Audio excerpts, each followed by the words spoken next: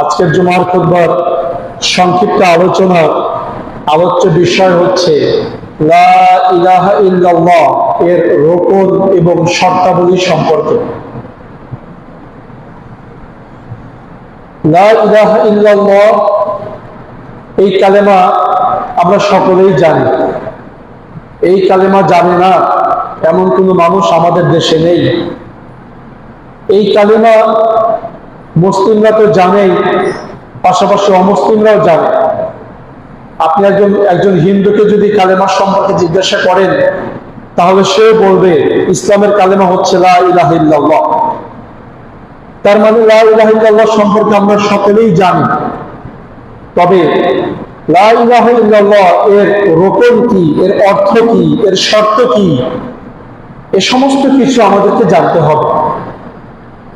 কেননা রাসূলুল্লাহ সাল্লাল্লাহু আলাইহি ওয়াসাল্লাম বলেছেন যে মান মাতা ওয়া হুয়া ইয়ালামু আন্নাহু লা ইলাহা ইল্লাল্লাহ দাখালাল জান্নাহ। যে ব্যক্তি লা ইলাহা ইল্লাল্লাহ সম্পর্কে জানে, যে ব্যক্তি লা ইলাহা ইল্লাল্লাহ সম্পর্কে জানে, সে ব্যক্তি জান্নাতে প্রবেশ করবে। সুবহানাল্লাহ। যে ব্যক্তি মারা গেল এমন অবস্থায় সে লা ইলাহা ইল্লাল্লাহ সম্পর্কে জানে, তাহলে সে ব্যক্তি জান্নাতে প্রবেশ করবে। লা ইলাহা ইল্লাল্লাহ সম্পর্কে জানে যেমনি ভাবে মুসলিমরা অমুসলিমরা লা ইলাহা ইল্লাল্লাহ সম্পর্কে জানে। তো লা ইলাহা ইল্লাল্লাহ সম্পর্কে এইভাবে জানলেই কি মুক্তি পাওয়া যাবে? যদি আমি এর হক আদায় ঠিক মতো না করি। লা ইলাহা ইল্লাল্লাহ এর হক রয়েছে, লা ইলাহা ইল্লাল্লাহ এর অর্থ রয়েছে, লা ইলাহা ইল্লাল্লাহর শর্ত রয়েছে, এর রোকন রয়েছে। এই সমস্ত কিছু জেনে তারপরে যদি কোনো ব্যক্তি মারা যায়, তাহলে সেই ব্যক্তি জান্নাতে যাবে। সুবহানাল্লাহ। লা ইলাহা ইল্লাল্লাহ এর অর্থ কি? আমরা অনেকেই মনে করি যে লা ইলাহা ইল্লাল্লাহ এই কালেমাটি বোধহয় ভিক্ষুকদের কালেমা। যখন আমাদের বাড়িতে কেউ ভিক্ষা করতে আসে, বাড়ির আঙিনা থেকে লা ইলাহা ইল্লাল্লাহ বলে একটু টান দেয়, মনে হয় যেন এটা ভিক্ষুকদের কালেমা। এই কালেমা বললে মনে তাকে ভিক্ষা দেওয়া লাগবে। আসলে এই কালেমাটা ভিক্ষুকদের কালেমা নয়। এই কালেমা দিয়ে ভিক্ষা করার কোনো রেওয়াজ ইসলামের মধ্যে ছিল না। এই কালেমার দোহাই দিয়ে মানুষের নিকট থেকে ভিক্ষা করা, চাওয়া, এটা ইসলামের মধ্যে নেই। কিন্তু আমরা এটা বানিয়ে ফেলেছি। আমরা মনে করি যে লা ইলাহা ইল্লাল্লাহ এটা হচ্ছে ভিক্ষুকদের কালেমা, এই কালেমা পড়লেই তাকে ভিক্ষা দেওয়া লাগবে। অথচ রাসূলুল্লাহ সাল্লাল্লাহু আলাইহি ওয়াসাল্লাম বলেছেন যে আফদালুয যিকরি লা ইলাহা ইল্লাল্লাহ, সবচেয়ে উত্তম জিকির হচ্ছে লা ইলাহা ইল্লাল্লাহ। এটা ভিক্ষা করার জিকির নয়, এটা হচ্ছে আল্লাহর নৈকট্য লাভ করার জিকির। লা ইলাহা ইল্লাল্লাহর অর্থ কি? লা ইলাহা ইল্লাল্লাহর অর্থ হচ্ছে লা মা'বুদা বিহাক্কিন ইল্লাল্লাহ, আল্লাহ ছাড়া সত্য আর কোনো মাবুদ নেই, সত্য আর কোনো উপাস্য নেই, সত্য আর কোনো ইবাদত আর হকদার যোগ্য আর কেউ নেই। এটাই হচ্ছে লা ইলাহা ইল্লাল্লাহ।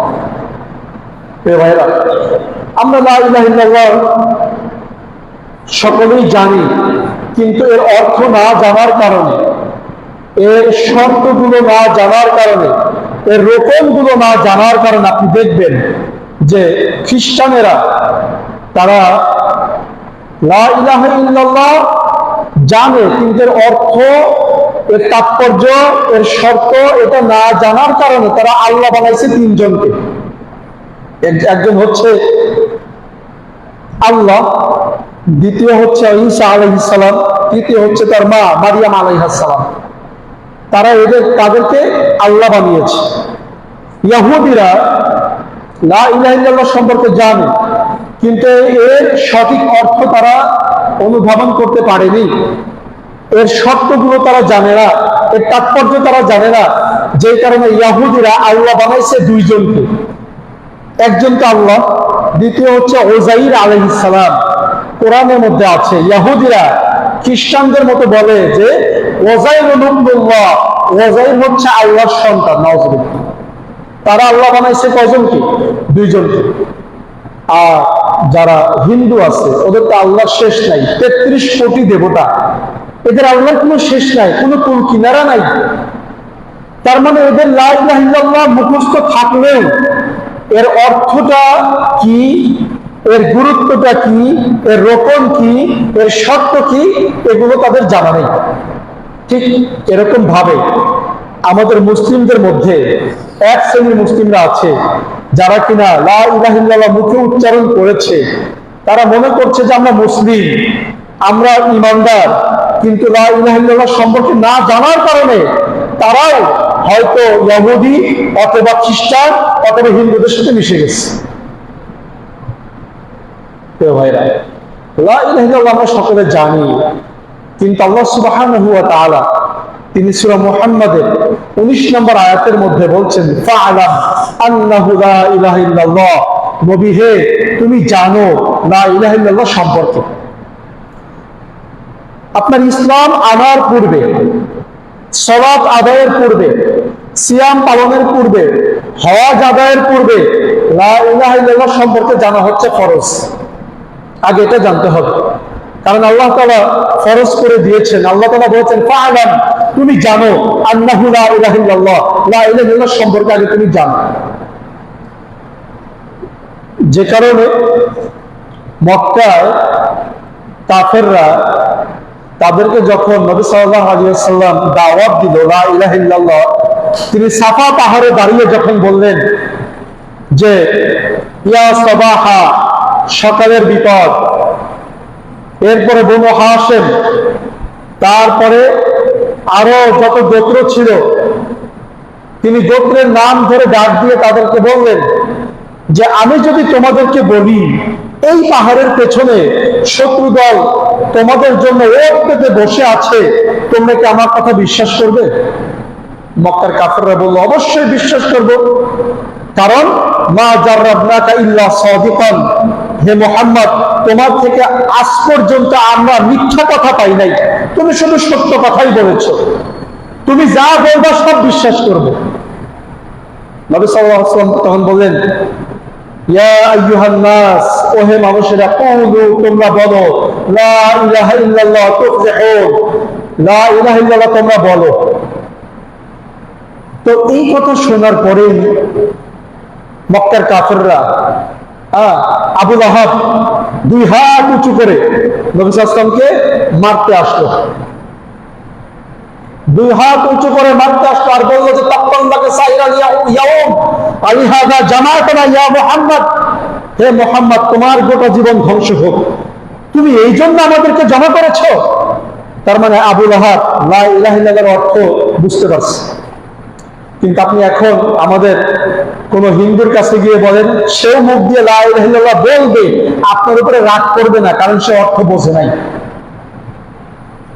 যে ব্যক্তি মাজারে সেজদা দেয় সেই ব্যক্তি লা ইলাহা ইল্লাল্লাহ বলে, কিন্তু সেই ব্যক্তি অর্থ বুঝে নাই, যে কারণে সে আপনার লা ইলাহা ইল্লাল্লাহ শুনে রাগান্বিত হয় না।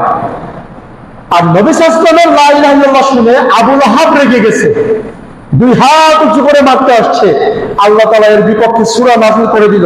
কি সূরা? সূরা লাহাব, তাব্বাত ইয়াদা আবি লাহাবিন ওয়া তাব, আবু লাহাবের হাত 2 হাত ধ্বংস হোক, তার পরিবার সহ ধ্বংস হোক। আল্লাহ সুবহানাহু ওয়া তাআলা এর বিপক্ষে সূরা নাযিল করলেন। তার মানে আবু লাহাব, আবু জাহাল তারা কালেমার অর্থ বুঝতে পারছিল, যে মুহাম্মদ সাল্লাল্লাহু আলাইহি ওয়াসাল্লাম কি বলতে চায় সেটা তারা বুঝতে পেরেছিল। যে কারণে তারা বলেছিল আজআলাল আলিহাতা ইলাহা ওয়াহিদা ইন্না হাযা লাশাইউন উজাব, হে মুহাম্মদ এটা তো একটা আশ্চর্য ব্যাপার, এই যে আমরা এত কিছুর ইবাদত করি, তুমি সব মাবুদদেরকে এক মাবুদ বানায়া দিলা কেন? আপনি যদি বলেন যে বিপদ আপদে চাইতে হবে আল্লাহর কাছে, মাজারে গিয়ে চাওয়া যাবে না, সেজদা শুধুমাত্র আল্লাহকে দিতে হবে, আল্লাহর ইবাদত অন্য কাউকে দেওয়া যাবে না, তখন নামধারী যারা মুসলিম আছে এরাও লা ইলাহা ইল্লাল্লাহ বলে, এরাও আপনাকে বলবে যে তুমি সব কিছুর এক আল্লাহর মধ্যে নিয়ে আসলে। আল্লাহ তাআলা কি বলেছেন? আল্লাহ তাআলা বলেছেন, আলাইসাল্লাহু বিকাফিন আবদাহ, বান্দা আমি আল্লাহ কি তোমার জন্য যথেষ্ট না? আল্লাহ তাআলা বলছেন, আলাইসাল্লাহু বিকাফিন আবদাহ, বান্দা আমি আল্লাহ কি তোমার জন্য যথেষ্ট না? এজন্য এই কালেমার গুরুত্ব, এই কালেমার মাহাত্ম্য আমাদেরকে বুঝতে হবে। আমরাও তো এই কালেমা মুখ দিয়ে বলি, কিন্তু কালেমার যে একটা হক আছে, কালেমার যে অধিকার আছে, যে অধিকারটা আদায় করলে আমি মৃত্যুর পরে জান্নাত পাবো, সেই কালেমা সম্পর্কে আপনাকে আমাকে জানতে হবে। লা ইলাহা ইল্লাল্লাহ সম্পর্কে জানতে হবে। লা ইলাহা ইল্লাল্লাহের রকম হচ্ছে দুইটা। কয়টা? দুইটা। লা ইলাহা ইল্লাল্লাহের রকম কয়টা? দুইটা। একটা হচ্ছে লা ইলাহা, দ্বিতীয়টা হচ্ছে কি? ইল্লাল্লাহ। দুইটা রকম। প্রথমে হচ্ছে নাফি, মানে নিষেধ করা, দ্বিতীয়টা হচ্ছে ইসবাত, সাবেত করা। প্রথমে হচ্ছে লা ইলাহা, কোন ইলাহ নাই, সব ইলাহ বাদ। যারা মানুষের নিকট থেকে ইবাদত নিয়ে থাকে, এইরকম সমস্ত ইলাহ সব কিছু বাদ, সবকিছুকে প্রথমে আগে বাদ দিয়ে ফেলতে হবে। এরপরে ইল্লাল্লাহ, এক আল্লাহ ছাড়া, এক আল্লাহরে বসাইতে হবে, অন্তরে এক আল্লাহর ইবাদতকে বসাতে হবে, আর যত কিছু আছে সব আগে বাদ দিতে হবে। আল্লাহ সুবহানাহু ওয়া তাআলা এটাই বলেছেন, ফামান ইয়াকফুর বিত-তাগুত ওয়া ইউমিন বিল্লাহি ফাকাদ ইসতামসাকা বিল উরওয়াতিল উসকা লা ইনফিসামা লাহা ওয়াল্লাহু সামিউন আলীম। আল্লাহ তাআলা বলেন, ফামান ইয়াকফুর বিত-তাগুত, যত রকমের তাগুত আছে সব আগে বর্জন করো, কুফরি করো, তাগুতের সঙ্গে কুফরি করো, সমস্ত তাগুতকে বর্জন করো, সমস্ত গায়রুল্লাহকে বর্জন করো। তাগুত কাকে বলে? এটা আমাদের একটি জানার বিষয়। তাগুতের পরিচয়, তাগুত কাকে বলে? তাগুত এর পরিচয় সম্পর্কে যারা কিনা আরবি ভাষাবিদ, তারা বলেন আল্লাহ ছাড়া যারই ইবাদত করা হয় সেটাই কি? তাগুত। আল্লাহ ছাড়া যার ইবাদত করা হবে সেটাই তাগুত। যদি তুলসী গাছের ইবাদত করা হয় সেটাই তাগুত, যদি সাপের ইবাদত করা হয় সেটাই তাগুত, সূর্যের ইবাদত করা হয় সেটাই তাগুত। তার মানে আপনি তাগুতের ইবাদত করলেন, কিন্তু ওই বস্তুটা নিজের থেকে তাগুত নাও হইতে পারে। যেমন আপনি যদি শাহজালাল রাহমাতুল্লাহ আলাইহি তার মাজারে গিয়ে সিজদা দেন, তার ইবাদত করেন, তাহলে আপনি কার ইবাদত করলেন? তাগুতের ইবাদত করলেন। কিন্তু তিনি কি তাগুত? না, আপনি তাকে তাগুত বানিয়ে ইবাদত করেছেন, দোষটা আপনার, তার কোনো দোষ নাই। তবে হ্যাঁ, সে যদি নিজেই নিজের দিকে ডাকতো যে আমার কাছে আসো, আমার ইবাদত করো, আমার কাছে ধর্ণা ধরে বসে থাকে, তবে সেই তাগুত। এইরকম তাগুত মার্কা পীর সাহেব বাংলাদেশে অভাব নেই, যারা নিজেদের দিকে শুধু ডাকে আমার দিকে আসো, আমার দরবারে আসলেই মুক্তি, আর কোনো জায়গায় কোনো মুক্তি নাই। এরা প্রত্যেকটা তাগুত। আল্লাহ তাআলা বলেছেন, ফামান ইয়াকফুর বিত-তাগুত, আগে তাগুতকে অস্বীকার করতে হবে।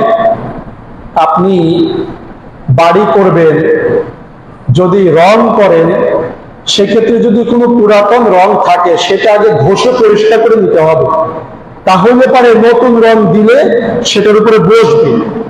তাছাড়া কি নতুন রং টিকবে? টিকবে না। একটি লোহার আপনি রং করবেন, লোহার উপরে যে মরিচা পড়ে আছে সেই মরিচাকে আগে ঘষে পরিষ্কার করতে হবে, তারপরে রংটা বসাইতে হবে, তাহলে রংটা দৃঢ় হয়ে আটকে থাকবে। এই কথাটাই আল্লাহ তাআলা বলেছেন, ফামান ইয়াকফুর বিত-তাগুত, যে তাগুতকে অস্বীকার করলো, ওয়া ইউমিন বিল্লাহ, তারপরে আল্লাহর উপর ঈমান আনলো, ফাকাদ ইসতামসাকা বিল উরওয়াতিল উসকা, সে এমন একটি হাতল ধরলো, এমন একটি রশ্মি সে ধরলো, লা ইনফিসামা লাহা, যে রশ্মি কখনোই ছিঁড়বে না, ওয়াল্লাহু সামিউন আলীম, আল্লাহ সবকিছু শোনেন, আল্লাহ সুবহানাহু ওয়া তাআলা সবকিছু জানেন। প্রিয় ভাইরা, যে ব্যক্তি লা ইলাহা ইল্লাল্লাহকে মজবুত করে ধরলো, সে এমন একটি রশি ধরেছে যে রশি কখনোই ছিঁড়ার মতো না। সেই রশিটা কেমন? সেই রশিটা হচ্ছে শাজারাতুন তাইয়্যিবাতুন আসলুহা সাবিতু ওয়া ফারউহা ফিস সামা। এটা এমন একটি গাছ, যে গাছটা জমিনে গাড়া আছে আর এর ডালপালা আসমানে গিয়ে ছড়িয়ে গিয়েছে। তার মানে আপনি লা ইলাহা ইল্লাল্লাহকে সত্যভাবে ধরেছেন, যা ইবাদত করবেন সব আসমানে কবুল হয়ে যাবে। সুবহানাল্লাহ। এটা হচ্ছে লা ইলাহা ইল্লাল্লাহকে ধারণ করা। ফামান ইয়াকফুর বিত্তাগুত, যে তাগুতকে বর্জন করবে। আচ্ছা, তাগুত কাকে বলে? আরেকটু বিজনেসে বলি। তাগুত হচ্ছে মানুষ আল্লাহর ইবাদত বাদ দিয়ে যেই ব্যক্তির নিকটে গেলে সেই ব্যক্তি খুশি হয়, সে হচ্ছে তাগুত। আবার যেই ব্যক্তি মানুষকে আল্লাহর ইবাদত থেকে গোমরা করে নিজের দিকে ফিরিয়ে রাখে, সে হচ্ছে তাগুত। আবার আপনি আল্লাহর ইবাদতের সময়ে যদি অন্যের জন্য নিজের জান প্রাণ সব বিরাইয়া দেন, তাহলে আপনি তাগুতের ইবাদত করবেন। এরকম তাগুত আমাদের দেশে অভাব নেই। ধরেন আপনার এলাকায় নেতা নেত্রী আসছে, নেতা নেত্রীর জন্য আপনি সমাবেশে যোগদান করলেন, আপনার জোহরের নামাজও শেষ, আসরের নামাজও শেষ, তা আপনি কার ইবাদত করছেন? তাগুতের ইবাদত করছেন, গায়রুল্লাহর ইবাদতে ব্যস্ত আছেন। আচ্ছা, ইবাদত কাকে বলে? ইবাদত কাকে বলে? ইবাদত হচ্ছে নিজের মনের সমস্ত ইচ্ছাকে উজাড় করে দিয়ে পরিপূর্ণ কোনো কিছু আনুগত্য করাটাই হচ্ছে ইবাদত। তো আমাদের দেশে এরকম অনেক কর্মী আছে না, নেতার জন্য জান প্রাণ সব দিয়ে দিবে। অনেক আছে, কদিন আগে ফুটবল খেলা হয়েছে, ফুটবল খেলায় একটা দলের জন্য সে জান প্রাণ সব দিয়ে দিবে। তার মানে সে ওই দলের ইবাদতকারী, ওই দলের ইবাদতকারী, গায়রুল্লাহর ইবাদতকারী। এই জন্য তাগুত হচ্ছে আল্লাহ ছাড়া আর যা কিছুর ইবাদত করা হয় তাই তাগুত। এই তাগুতকে বর্জন করতে বলা হচ্ছে ফামান ইয়াকফুর বিত্তাগুত, যে তাগুতকে বর্জন করলো, ওয়া ইউমিন বিল্লাহ, এবং আল্লাহ সুবহানাহু ওয়া তাআলার প্রতি ঈমান আনলো, সেজন্য একটা শক্ত রশি ধারণ করলো। তাগুতকে বর্জন না করে ঈমান আনাটা হচ্ছে সেই রকম যে আপনি আপনার জমিতে ফসল লাগিয়েছেন কিন্তু আগাছা পরিষ্কার করেন নাই, সেই রকম। মনের ভিতরে অন্যের জন্য ইবাদত আছে, আবার আল্লাহর জন্য ইবাদত আছে, তাহলে কি আল্লাহর ইবাদত কবুল হবে? হবে না। জমিতে ফসল লাগাইছেন, আগাছা শুরু থেকে শেষ পর্যন্ত একটাও কাটেন নাই, উপরে ফেলেন নাই, তাহলে কি ফসল হবে? আগাছা ফসলের চাইতে আরো বড় মাথা তারা দিয়ে উঠে দাঁড়াবে। এজন্য এর উদাহরণ হচ্ছে যে জমিতে চারা রোপণ করা কিন্তু আগাছাকে উপরে না ফেলা। আগে আগাছাকে উপরে ফেলতে হবে, তারপরে চারা রোপণ করতে হবে। অন্তর থেকে আগে সমস্ত কিছু বাদ দিতে হবে গায়রুল্লাহকে, তারপরে এক আল্লাহর ঈমান বসাইতে হবে, তাহলে আপনি আল্লাহর উপরে পরিপূর্ণ ঈমানদার হিসেবে বিবেচিত হবেন। এবার আমরা সংক্ষেপে জানবো লা ইলাহা ইল্লাল্লাহ এর শর্তাবলী, কি কি শর্ত আছে, যে শর্তগুলো আপনাকে আমাকে পূরণ করতে হবে, না হলে আপনার আমার কালেমা ঠিক থাকবে না। লা ইলাহা ইল্লাল্লাহ এর 1 নম্বর শর্ত হচ্ছে এই কালেমা সম্পর্কে ইলম অর্জন করা। এই কালেমা সম্পর্কে কি অর্জন করা? ইলম অর্জন করা, জ্ঞান অর্জন করা। কারণ আল্লাহ তাআলা বলেছেন ফা'লাম আন্নাহু লা ইলাহা ইল্লাল্লাহ, তুমি লা ইলাহা ইল্লাল্লাহ সম্পর্কে ইলম অর্জন করো। এই কালেমা সম্পর্কে ইলম অর্জন করতে হবে, কারণ সহিহ মুসলিমের হাদিস, আমি একটু আগেই বলেছি, নবী সাল্লাল্লাহু আলাইহি ওয়াসাল্লাম বলেছেন মান মাতা ওয়া হুয়া ইয়ালামু আন্নাহু লা ইলাহা ইল্লাল্লাহ দাখালাল জান্নাহ, যেই ব্যক্তি মৃত্যুবরণ করবে এমন অবস্থায় যে সে লা ইলাহা ইল্লাল্লাহর ইলম রাখে, সে জান্নাতে প্রবেশ করবে। এই জন্য আপনাকে আমাকে এই কালেমার সম্পর্কে আগে জানতে হবে। 1 নম্বর শর্ত, কালেমার অর্থটা জানতে হবে, এটা হচ্ছে 1 নম্বর শর্ত। 2 নম্বর হচ্ছে আল ইয়াকিন, দৃঢ়ভাবে বিশ্বাস করতে হবে। এই কালেমা সম্পর্কে কি করতে হবে? একেবারে শক্ত মজবুত বিশ্বাস করতে হবে। কারণ আল্লাহ সুবহানাহু ওয়া তাআলা বলেছেন যে ঈমানদার তো তারাই, ইন্নামাল মুমিনুনা আল্লাযীনা আমানু বিল্লাহি ওয়া রাসূলিহি সুম্মা লাম ইয়ারতাবু ওয়া জাহাদু বিআমওয়ালিহিম ওয়া আনফুসিহিম ফি সাবিলিল্লাহি উলাইকা হুমুস সাদিকুন। ঈমানদার তারা যারা আল্লাহ ওয়া রাসূলকে ঈমান এনেছে কিন্তু কোনো সন্দেহ করে নাই। কালেমা লা ইলাহা ইল্লাল্লাহ এর ক্ষেত্রে কোনো সন্দেহ সংশয় অন্তরের ভিতরে রাখতে পারে, আপনি ঈমানদার হতে পারবেন না। 2 নম্বর শর্ত হচ্ছে লা ইলাহা ইল্লাল্লাহ সম্পর্কে পরিপূর্ণ বিশ্বাস রাখতে হবে, দৃঢ় বিশ্বাস রাখতে হবে। 3 নম্বর হচ্ছে আল ইখলাস, তথা ইখলাসের সাথে কালেমাটা গ্রহণ করতে হবে। ইখলাসের সাথে কালেমা কিভাবে গ্রহণ করবেন? ইখলাসের সাথে কালেমা গ্রহণ করার অর্থ হচ্ছে আপনি এই কালেমাটা পাঠ করবেন একমাত্র আল্লাহর জন্য, শুধুমাত্র আল্লাহর জন্য। কালেমা পাঠ করে ভিক্ষা করার জন্য পাঠ করবেন না। কালেমাটা ভোট চাওয়ার জন্য ব্যবহার করবেন না। কালেমাটা পাঠ করবেন কার জন্য? আল্লাহর জন্য, একমাত্র আল্লাহর জন্য। কালেমাটা হবে শুধুমাত্র আল্লাহর উপরে ঈমানের ভিত্তিতে। অন্য আর কোনো উদ্দেশ্য থাকবে না এই কালেমার ক্ষেত্রে। এরপরে 4 নম্বর হচ্ছে এই কালেমা সম্পর্কে সত্যবাদী হওয়া, অর্থাৎ অন্তরে কোন রকমের মুনাফিকি না রাখা। আপনি মুখ দিয়ে যা উচ্চারণ করেছেন লা ইলাহা ইল্লাল্লাহ, অন্তরে সেটা পরিপূর্ণভাবে ধারণ করা, সত্য সত্যই মুখ দিয়ে বলা, কোন রকমের মিথ্যার আশ্রয় না নেওয়া। 5 নম্বর শর্ত হচ্ছে এই কালেমাকে গ্রহণ করা। গ্রহণ করা কাকে বলে? গ্রহণ করা বলতে লা ইলাহা ইল্লাল্লাহ, অর্থাৎ আল্লাহ ছাড়া আর কারো কোনো ইবাদত চলবে না, আল্লাহ ছাড়া সত্য কোনো ইবাদতের যোগ্য কেউ নেই, আল্লাহ ছাড়া সত্য কোনো বিধানদাতা নেই, আল্লাহ ছাড়া সত্য কোনো রকমের হুকুমদাতা নেই। আপনার অন্তর দ্বারা এটা গ্রহণ করে নিতে হবে। আপনি যদি মনে করেন যে কিছু কিছু আইন মানুষও বানায় বানায় দিতে পারে, তাহলে আপনি কালেমাকে সঠিকভাবে গ্রহণ করলেন না, আপনার ঈমান আর থাকবে না।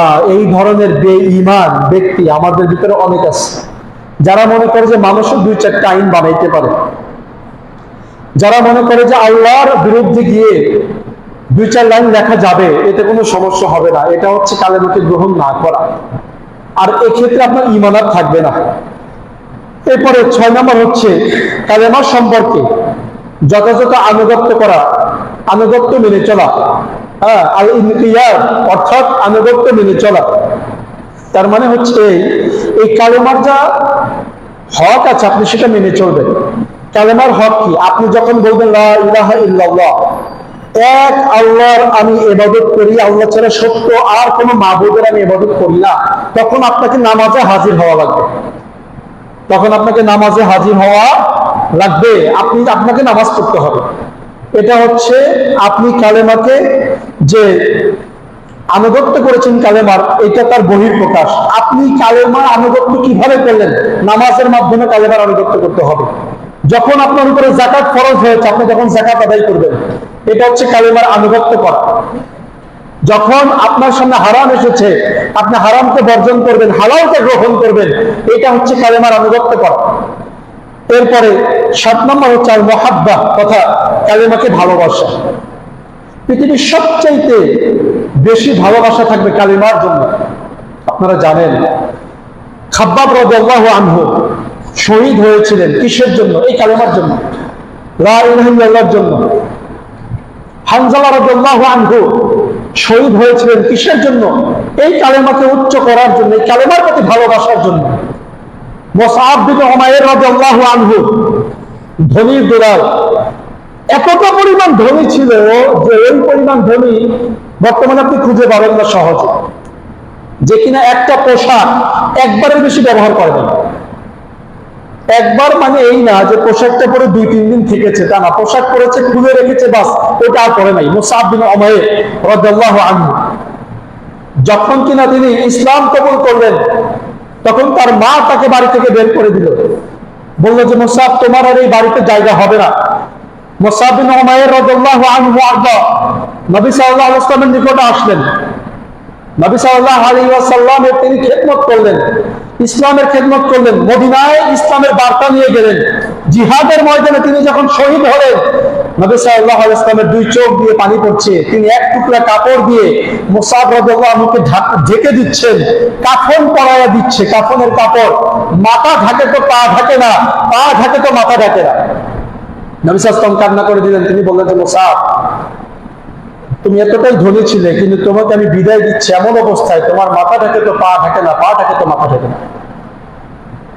তো তিনি তার জীবনটাকে বিলিয়ে দিয়েছিলেন এই কালেমার ভালোবাসা। কালেমার ভালোবাসা যদি আপনার আমার অন্তরে সঠিকভাবে থাকে, নামাজের সময় আপনি আমি বাড়িতে বসে থাকতে পারবো না। নামাজের সময় যে ব্যক্তি বাড়িতে বসে থাকতে পারবে না, সেই ব্যক্তির অন্তরে কালেমার প্রতি ভালোবাসা এতটাই বেশি থাকবে যে জিহাদের জন্য ডাক দিলেও সে ঘর থেকে বেরোয় দৌড় দিবে। আপনি আমি নামাজের জন্য বেরোইতে পারি না, সেই ক্ষেত্রে জিহাদের ডাক দিলে আপনাকে আমাকে খুঁজে পাওয়া যাবে না। জিহাদের ডাক বর্তমানে নাই, যে কারণে আমরা মুখে মুখেই বলি যে সবার আগে চলে যাব, কিন্তু নামাজের ডাক তো আছে, সেটাতে আসতে পারি না। কালেমার প্রতি ভালোবাসার দাবি হচ্ছে আপনি পরিপূর্ণভাবে কালেমার হককে আদায় করবেন। আপনার সালাতের সময় হয়েছে, সালাতে আসবেন। আপনার উপরে ইসলামের যখন যেই হুকুম বর্তাবে, আপনি তৎক্ষণাৎ সেই হুকুমটাকে পালন করে ফেলবেন, কোন রকমের কাজ বিলম্ব করবেন না। সাহাবী, তিনি সদ্য নতুন বিবাহ করেছে, বাসর রাত্রে স্ত্রীর নিকটে যাবে, এমন সময় শুনলো যে জিহাদের ডাক এসেছে।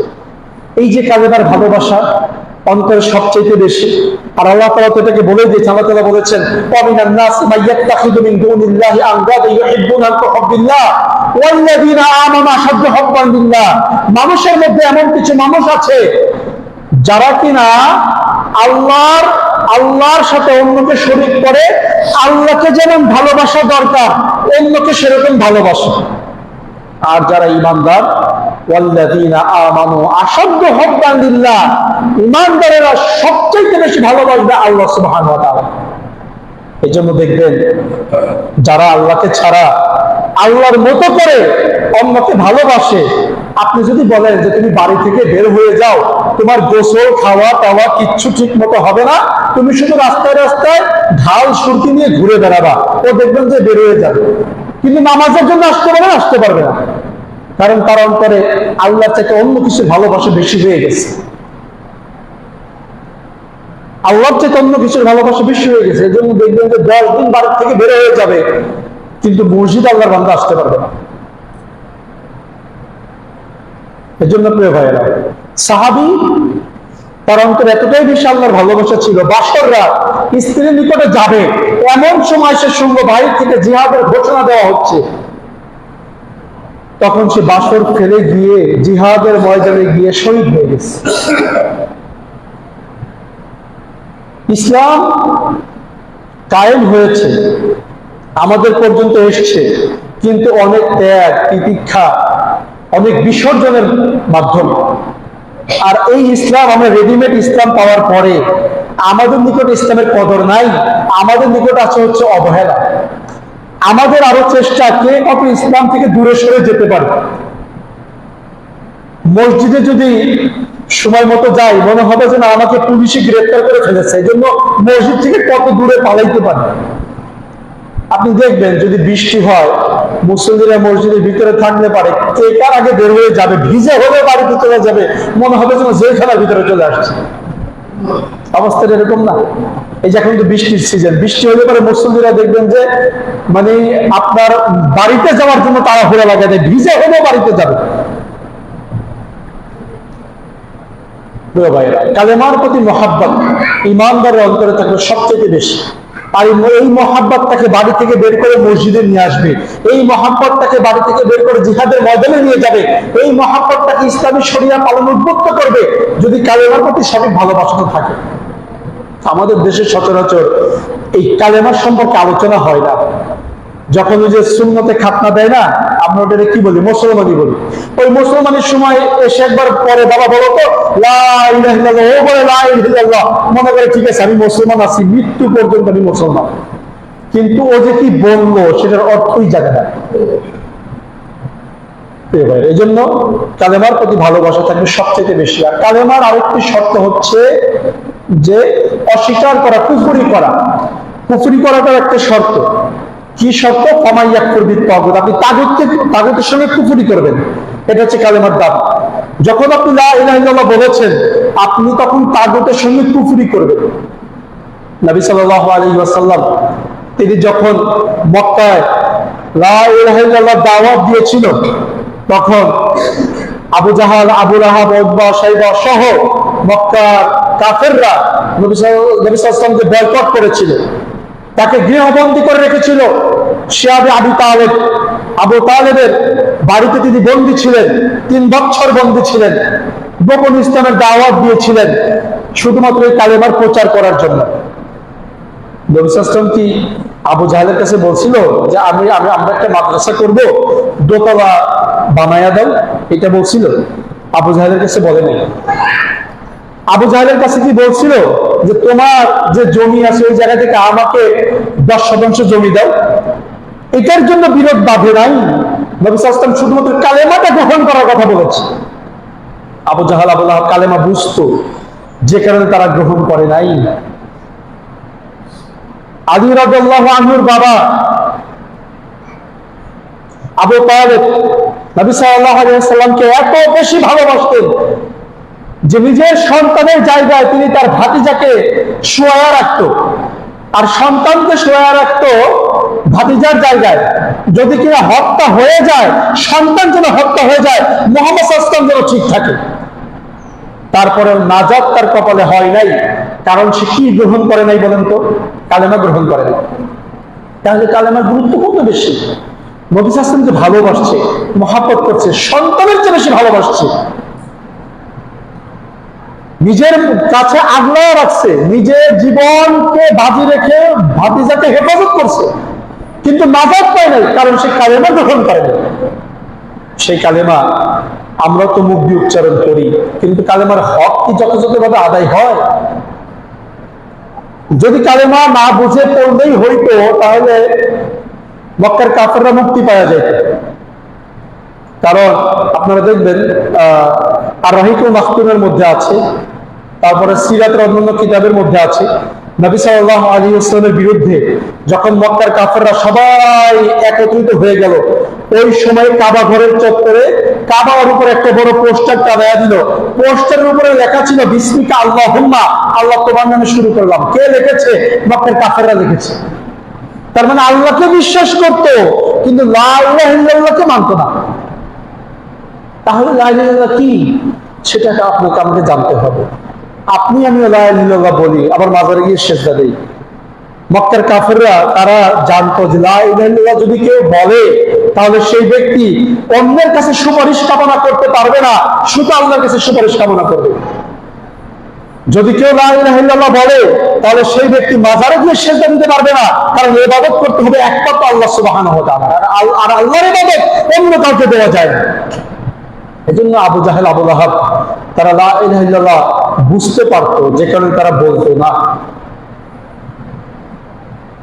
আপনার সিরাতের কিতাবগুলোর মধ্যে আছে, দেখবেন বিশেষ করে রাহিকুল মাখতুমের মধ্যে আবু জাহাল শুধুমাত্র লা ইলাহা ইল্লাল্লাহকে মানতো না, আর নবী সাল্লাল্লাহু আলাইহি ওয়াসাল্লাম শুধুমাত্র এটারই দাওয়াত দিয়েছিল, আর কোনো দ্বন্দ্ব নেই।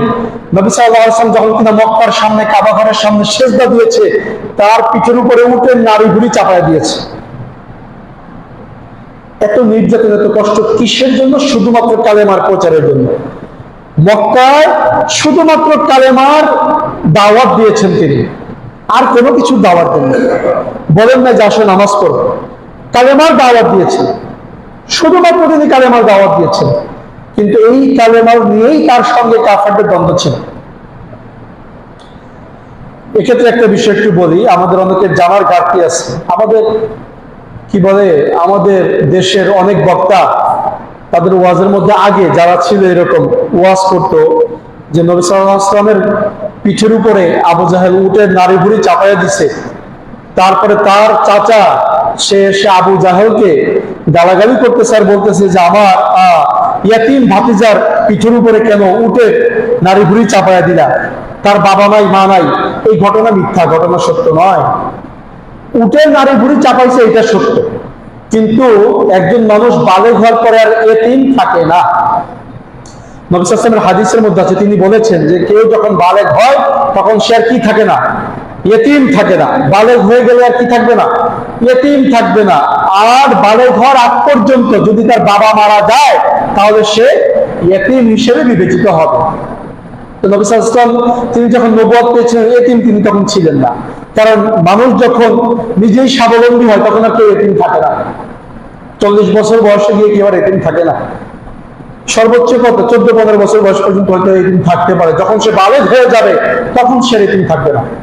তো যাই হোক ভাইরা, কালেমা সম্পর্কে আপনার আমার জানাশোনা আরো বেশি হওয়া দরকার।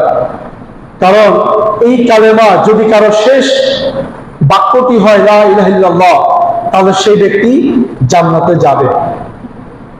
যার কিনা শেষ কালাম হবে লা ইলাহা ইল্লাল্লাহ, সে ব্যক্তি জান্নাতে যাবে। কিন্তু এই লা ইলাহা ইল্লাল্লাহ না বুঝে পড়লে হবে না, বুঝে পড়তে হবে। লা ইলাহা ইল্লাল্লাহ এটাকে বুঝে তারপরে পড়তে হবে। লা ইলাহা ইল্লাল্লাহ এটা ভিক্ষা করার কালেমা নয়, এটা ভোট চাওয়ার কালেমা নয়। লা ইলাহা ইল্লাল্লাহ এটা মানুষকে কনভিন্স করার কালেমা নয়। লা ইলাহা ইল্লাল্লাহ হচ্ছে এটা সাক্ষ্য দেওয়ার কালেমা, ঈমান আনার কালেমা। এই কালেমার জন্যই সাহাবায়ে কেরাম জীবন বিসর্জন দিয়েছেন।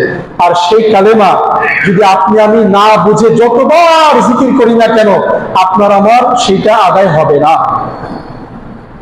শেষ কথা হচ্ছে, কালেমাকে ভাগ করা জায়েজ নাই। কালেমাকে ভাগ করা কি নাই? জায়েজ নাই। কালেমাকে ভাগ করা কিভাবে জায়েজ নাই? আমরা কালেমাকে ভাগ করি, এই কালেমা দিয়ে জিকির করার কথা বলা হয়েছে। আফদালুজ যিকরি লা ইলাহা ইল্লাল্লাহ, সবচেয়ে উত্তম জিকির হচ্ছে লা ইলাহা ইল্লাল্লাহ। ওয়া আফদালুদ দুআই আলহামদুলিল্লাহ, সবচেয়ে উত্তম দোয়া হচ্ছে আলহামদুলিল্লাহ। কিন্তু আমরা জিকিরের ক্ষেত্রে কালেমাকে আবার ভাগ করে ফেলি। জিকিরের ক্ষেত্রে বা এমনি ক্ষেত্রে হোক, কালেমাকে ভাগ করা জায়েজ নাই, হারাম। কতক্ষণ আপনি বললেন লা ইলাহা লা ইলাহা লা ইলাহা, আবার কতক্ষণ পরে বললেন ইল্লাল্লাহ ইল্লাল্লাহ ইল্লাল্লাহ, এরকম জিকির ভাগ করা জায়েজ নাই। আপনি জিকির করবেন পুরোটা দিয়ে করতে হবে, লা ইলাহা ইল্লাল্লাহ পুরোটা দিয়ে জিকির করতে হবে। এই ক্ষেত্রে কতক্ষণ জোরে আওয়াজ, কতক্ষণ আস্তে আওয়াজ, এগুলো কোনো সুন্নতি রীতিনীতি নয়, এগুলো আমাদের দেশের বানানো জিকির। কতক্ষণ লা ইলাহা বলে চিল্লাপাল্লা করা, পরে আস্তে আস্তে ইল্লাল্লাহ বলা, এই ধরনের কোন রকমের জিকির সাহাবায়ে কেরাম করেন নাই। এই জন্য কালেমাকে ভাগ করা হারাম, কালেমাকে ভাগ করা জায়েজ নাই। কালেমাকে ভাগ করলে তার অর্থ ভাগ হয়ে যায়। কালেমাকে একসাথে করে জিকির আদায় করতে হবে, এটাই হচ্ছে সুন্নাহ। সাহাবায়ে কেরাম এভাবেই জিকির করতেন। তারা যখনই জিকির করতেন বলতেন লা ইলাহা ইল্লাল্লাহ, এভাবেই তারা জিকির করতেন। কালেমাকে কখনোই তারা ভাগ করেন নাই। সুতরাং কালেমাকে হৃদয় ধারণ করতে হবে। কালেমার সম্পর্কে আপনার আমার জানাশোনা থাকতে হবে। কেননা নবী সাল্লাল্লাহু আলাইহি ওয়াসাল্লাম বলেছেন, মান মাতা ওয়া হুয়া ইয়ালামু আন্নাহু লা ইলাহা ইল্লাল্লাহ দাখালাল জান্নাহ, যে ব্যক্তি মৃত্যুর সময় লা ইলাহা ইল্লাল্লাহ সম্পর্কে জানবে, সেই ব্যক্তি জান্নাতে প্রবেশ করবে। সুবহানাল্লাহ। আল্লাহ সুবহানাহু ওয়া তাআলা আমাদের কালেমাকে যথাযথভাবে কালেমার হক আদায় করে পড়ার তৌফিক দান করুন। আল্লাহুম্মা আমিন। ওয়া আখির দাওয়ানা আলহামদুলিল্লাহি রাব্বিল আলামিন।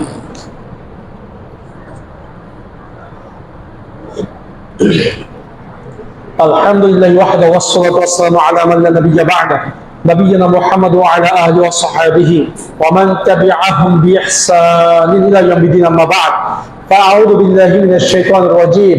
بسم الله الرحمن الرحيم.